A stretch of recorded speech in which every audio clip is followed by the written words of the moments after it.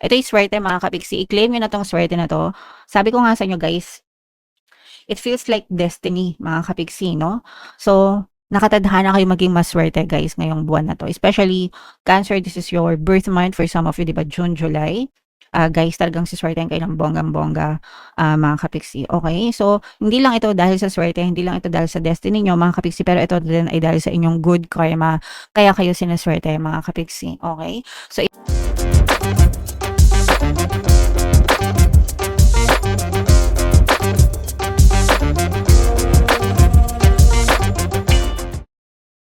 hello guys, hello Cancer, welcome back to Pinoy Pixie Tarot. Ang pamagat ng episode natin for tonight is blessings mga kapiksi para ngayong June. Para sa Cancer, Sun, Moon, Rising, Sign, and Venus. Sa reading na to guys, titingnan natin yung mga potential blessings na pwede nyo ma-experience and kung may mga balakid mga kapiksi. So unahin natin tong deck na to. Ito yung mga angel messages para sa inyo guys. So, meron tayong divine masculine, mga kapiksi. Ibig sabihin nito, nagiging malakas kayo, no, right now. Mas nagiging malakas kayo, mas nagiging strong kayo, mas nagiging confident kayo. Palaban kayo sa buhay nyo right now, Cancer. And tama lang yan, guys, no, dahil sa panahon ngayon, talaga dapat palaban tayo. Hindi tayo basta-basta pinapatumba ng mga pagsubok sa buhay, Cancer. Okay? Alright, wow. So ito guys 'no, ibig sabihin nito guys papunta ka sa destiny mo, kung ano yung nakatadhana sa'yo guys. Grabe i-claim niyo na 'to mga kapiksi kasi itong energy na 'to para sa'kin 'to 'no. And, for some of you kung meron talaga kayong mina-manifest, if you have that desire sa puso niyo, it means it's for you, guys, and you have to align with those desire para talaga mag-manifest siya. Pero this feels like destiny para sa inyo mga kapiksi. So, i-claim nyo na yung destiny na yan. Guys, kung ano man yung destiny nyo, nakatadhana kayo maging maswerte, nakatadhana kayo maging masaya, nakatadhana kayong deserve nyo lahat ng mga magaganda sa buhay na to, Cancer. Okay? Alright. And another message, guys. Eto, alagaan niyo yung sarili niyo, 'no? It's never too late mga kapiksi. Sometimes nung mga bata pa tayo merong mga iba sa atin na hindi masyadong naasikaso ng mga magulang, dahil sa kahirapan, puwedeng dahil busy sila kakakayod para, mapakain tayo, ganyan. Mabigyan tayo ng magandang buhay, na nakalimutan nila na alagaan tayo, emotionally, physically sometimes. Minsan naiiwan tayo sa mga kamag-anak, ganyan. And hindi naman natin, kumbaga, hindi naman natin ginusto yun, guys, no? So, wag na nating hanapin sa mga magulang natin yung mga hindi nila kayang ibigay. Tayo na yung magpuno nun sa sarili natin, mga kapiksi. Kasi totoo naman na hindi natin mapipili kung sino yung magulang natin, guys, 'di ba? There are some parents na mabait sa mga anak nila, there are some parents na walang pake sa mga anak nila. So, kung anong klaseng magulang yung meron ka, just be grateful na binigyan ka nila ng buhay, 'di ba? And kung ano yung pwede mong gawin sa sarili mo, ikaw na yung magpuno nun mga kapiksi, okay? Alright, so yeah, comment down below, Cancer, if feeling nyo naka-resonate kayo dyan sa mga message na yan. So ito naman ay sa love guys, no? Tingnan naman natin yung gustong sabihin sa'yo ng person mo. Kung ano lang yung maka-resonate sa inyo guys, no? This is more on dark confession.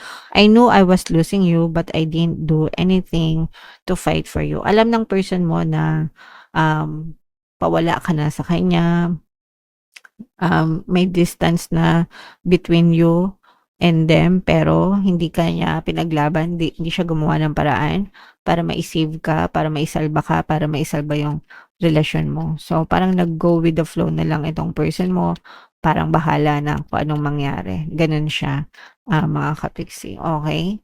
Alright. And another message, guys. I depend on you too much to let you go. I have codependency issues. Ito naman, mga kapiksi, masyadong, ito yung kabaligtaran nito. Kasi itong isa, hindi niya, hindi siya gumawa ng paraan para mapanatili ka sa kanya. Ito naman, ayaw niyang mawala ka Kasi may dependency siya sa'yo, no? Ibig sabihin, nakasandal siya sa'yo. So, kung ano man yung binibigay mo sa kanya, not necessarily he or she is afraid of losing you, pero meron ka na hindi niya mabitawan. So, pwedeng ikaw yung provider, pwedeng ikaw yung nagbibigay sa kanya ng pera, pwedeng ikaw yung whatever guys, no? Pero dahil dun kaya hindi ka niya maiwan mga kapiksin. And another message guys, my pride and ego got hurt. So I wanted revenge. I wanted you to hurt too. Excuse me guys. Sorry, sumasabit. Ito naman guys, kung feeling mo ginagantihan ka ng person mo, totoo yun. Kasi nasaktan siya, okay? So, nasaktan siya, ibig sabihin may mga nangyaring hindi magandang bagay sa inyo, nasaktan siya, nasaktan mo siya, puwedeng hindi mo alam na nasasaktan siya, pero nasaktan mo siya. And kung meron siyang ginagawa na hindi maganda sa'yo, sinasadya niya yun kasi gusto niya rin masaktan ka, okay? Alright, so yeah, comment down below if meron kayong naka-resonate na message diyan. So, shuffle natin 'to, hanapin natin yung energy ng Cancer at saka yung energy ng Blessings, guys. Habang sina-shuffle ko 'to, panoorin niyo muna yung video natin regarding sa ating paano mag-manifest ng abundance video course. Kapiksi, sawa ka na ba sa mga struggles at hirap sa buhay mo? Masipag ka ba at masikap sa buhay ngunit hindi ka pa rin umaasenso? Ilang beses ka na bang nag-attempt mag-negosyo at mag-invest pero palagi ka pa rin nalulugi? Sa pagkakataon na ito ay maaaring may subconscious beliefs ka na nagiging balakid sa iyong pag-unlad at pagyaman. Introducing, paano mag-manifest ng abundance video course. Dito ay matututunan mong ma-overcome ang mga balakid mo para tuluyan ka ng umunlad, umasenso, sumagana, maging matagumpay, successful at maswerte sa iyong kabuhayan, pera, trabaho, negosyo sa lapi at kaperahan ng bonggang-bongga. Dali, mag-send na ng email sa pinoypixie@gmail.com at simulan na ang iyong pagyaman ngayon. Alright, so sa lahat ng gusto mag-avail ng course guys, mayroon tayong paano mag-manifest ng abundance video course, paano mawala ang third party at magkaroon ng harmonious na relationship, paano pabalikin si ex or vice breakup. Sa mga interesado guys, mag-send lang kayo ng email sa pinoypixie@gmail.com. And sa mga naghahanap ng pampaswerte guys, mayroon tayong money shaker jar. Ito yun guys, no? Super liit na bote lang nito, pero super effective, super powerful. Napakadaming success stories guys, tsaka ito. So kung gusto nyong swertehan guys, mag-avail na kayo. Ito yung ating WhatsApp number mga kapixie. So, yeah. Sorry. Cancer kaya in your percent ng King of Cups, ito yung ating blessings energy. Meron ditong presence ng Earth signs, Capricorn, Taurus, Virgo. So, this is more on positive mga kapisi. Actually, positive ito, no? Wala tayong nakikitang negative na energy dito. Cancer, meron ditong presence ng Earth signs, Capricorn, Taurus, Virgo. For some of you, maaaring may Earth element kayo sa inyong natal chart or you may be dealing with another Earth sign. Ito yung swerte mga kapiksi. I-claim nyo na tong swerte na to. Sabi ko nga sa inyo guys, it feels like destiny mga kapiksi, no? So, nakatadhana kayo maging maswerte guys ngayong buwan na to. Especially, Cancer, this is your birth month for some of you, diba? June, July. Guys, talagang siswertehan kayo ng bonggang-bongga mga kapiksi. Okay? So, hindi lang ito dahil sa swerte, hindi lang ito dahil sa destiny nyo mga kapiksi, pero ito din ay dahil sa inyong good karma. Kaya kayo sinaswerte mga kapiksi. Okay? So, i-mind nyo na ito mga swerte na ito, good luck, good fortune, tadhana kung maging maswerte, good karma, yan. So, yan yung mga very positive energies, mga potential na blessings na pwede nyo ma-experience.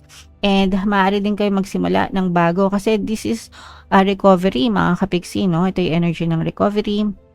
So, applicable ito doon sa mga kapiksi natin na dumaan sa mga pagsubok, mga challenge guys, no? So, kung meron kayong mga pinagdadaanan, unti-unti kayo makaka-recover. And ito yung parang hudyat ng bagong simula, parang bagong buhay, bagong brand new beginning, parang restart, life reset, life restart yung nakikita natin para sa inyo mga kapiksi. And sa pagsisimula nyo guys, nakikita natin na wala na kayong parang dinidedma nyo na yung mga tao sa paligid nyo. Marunong na kayong mandedma mga kapiksi. Kumbaga you don't give too much energy sa mga bagay na nagpapasakit lang ng ulo nyo or nagpapastress lang sa inyo, and mas magpo-focus kayo sa sarili nyo, sa mga ambisyon nyo, mga kapiksi, no?